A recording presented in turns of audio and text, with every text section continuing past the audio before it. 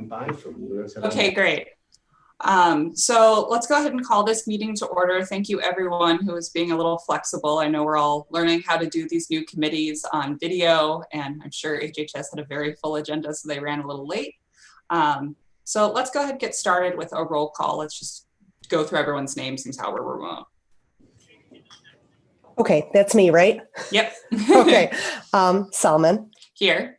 Renahan. Here. Larson. Here. Elliott. Here. DeCiani. Here. Have I missed anyone? Desart. Desart. Sorry. And you here. Okay. All right. And then Bob, I know you have to early, so feel free to just duck out when you need to. Do we have anyone for public comment, Nicole? No. Okay, so no public comment today. Next on our agenda is approval of minutes, so I'll look for a motion for that. So moved. Can we get a second? Second. Okay. All right, any questions? I'm sorry, can I ask who comments? seconded? That was Dawn. Thank you. All right, any comments, questions, discussion? I know that meeting was from February, so it sort of is like reading something from the very distant past, but are there any questions or comments? All right, all those in favor? Aye. Aye. Any opposed? All right, great, that passes. I don't have much for chairman's remarks. Public transit has obviously changed greatly in our state since February. They're still reducing lines due to COVID, and now we're seeing some more reduced lines coming in and out of the city due to the current unrest. So I know we'll hear more about sort of these changes as well as some of the other updates we've been following in Willowbrook throughout the rest of our time today. So next on our agenda is staff updates. So John, you want to take it away? Yeah, thank you, everybody. And certainly I want to express my appreciation to IT for doing such good work to help us out, because it is difficult to do all this work with all the committees. Put in your pot. I just want to go through the Mobility Plan Grant under 6A. You might recall that we were awarded a $100,000 community planning grant by RTA back in the fall, 20% matched by DuPage County. I want to give you a quick update. The final scoping of that grant and what's going to be covered under the grant will occur sometime late this month or early July. And we'll be doing consultant interviews probably in August, with a contract to be issued in September by the RTA. We will be signing intergovernmental agreements with them. We think that the plan process will be roughly a 12 to 15 month process on that. If there are any questions on that, I'm happy to answer them. Moving on, there was what they call a SUMC conference back here last month, and it was quite an event, to be held online. Literally hundreds of people online attending all these conference events. COVID effects dominated the discussion, of course, but what was interesting, and I think I sent a couple of graphics around to the committee, was that really changed the demographic of ridership. And in that there was, certainly the demographic shifted from 50% Caucasian, to almost 75% people of color, and it's mostly women. Most of the data has reflected that there's between a 60 and 80% drop in ridership on PACE, Metra, RTA, and CTA. And what was also interesting coming out of the conference was that there was significant impacts on taxi and transportation network companies like Uber and Lyft, obviously, and also the bike shares and shared bike and microtransit companies have suffered, and some of this has caused those types of companies to pull out of their selected communities or their urban markets. There was serious debate and discussion about short and long-term ability of transit to continue providing all but the essential services and to sustain lower performance routes. There was a great deal of pricing policy discussion, especially for the short-term recovery mode.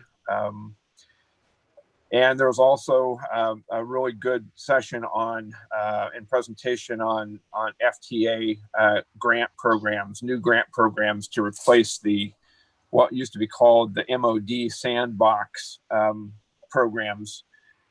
These are called the IMI, or the Integrated Mobility Initiatives, or the AIM, Accelerating Innovative Mobility Grants. These are smaller grants and are maybe a little friendlier to places in the suburbs or in the kind of the non-traditional urban locations. So that was kind of encouraging to hear that those grants are out there. And finally, there was a lot of discussion about integrated payment options, and there are a few examples of them across the country. But one of the things that was talked about extensively was having, the ability for third-party providers like the Ubers, the Lyfts, and other smaller micro transit to become a part of kind of the regional payment plans. And one location that's doing that right now is building something is Los Angeles. And so we're kind of all watching to see what happens there. But right now, there is no way for us to link payments between Metra, Pace, CTA, and other microtransit or TNC companies. And that's it for 6A and B. Great. Are there any questions for John on either item? No? Okay, great. Next up is partner updates. John, do we have anyone from Pace or Metro? I know they've been really busy. We talked about We do not, but they did provide me a brief synopsis of their reports, and I'll go through that briefly. I'll start off with Pace. Great. Chris Rose indicated that system-wide, the Pace ridership is down by 63%, and paratransit was down by 50%. But what was discouraging was that the paratransit was down by 80% in the suburbs, less so in the city. She informs me that Pace is spending roughly $20,000 a day in the PPE for their laborers and drivers, and they are spending quite a bit of money every day in securing and cleaning their equipment. They are receiving roughly $113 million from the CARES Act to help them with their shortfall, but they are going to have a budget shortfall in 2020 and 21 of around $200 million. Of course, you know that their service has been impacted greatly by COVID-19. So they have reduced or suspended service on over 100 routes, and many of those in DuPage County. They are not collecting normal cash fares to minimize the rider and operator interactions. But they also wanted us to know that they are adding equipment from the reduced or the suspended routes to use on their busier routes to reduce the passenger loads. And so the headways are shortening a little bit on some of those routes because of adding some of that equipment. She also mentioned that they're going to be reopening their administrative offices on June 8th, and they are working on a plan to reopen service, and they will provide us that report at the next committee. That's it for Pace. Metra also wanted us to know that their forces are about to finish construction on new platforms at the Itasca station. That includes the ADA modifications at the station and new concrete sidewalk and landscaping for the station as well. Clarendon Hills is also constructing a new station and shelter facility out there, and I'm not quite sure what the schedule is for that. They didn't indicate. Elmhurst and Glenelg, I think Pete knows this very well. They're pursuing new stations and pedestrian tunnels Apparently Elmhurst is a little farther along than Glen Ellen, but both are pursuing additional funding with, apparently they're going to get some help from Metro on that. And that concludes the Metro and PACE reports. Great, thank you, John. Next up is informational. John, do you just want to kind of walk us through that update? Yeah, finally, this is a grant that we submitted to IDOT. It's called an SPR, basically statewide planning and research grant. This is on behalf of the Willowbrook Corners area at 83 and 91st Street in South in Downers Grove Township. It's an unincorporated area. It was spurred by Julie Renahan and also Gary Grasso from Burr Ridge. And what we've asked for is a $50,000 grant from IDOT to do a service plan for limited service to and from that location. It presently is relatively unserved and poses some difficulties for people to get from that location to critical either shopping locations or educational opportunities or job training throughout the county. And so what we're trying to do is to get a little bit of operating money here for a plan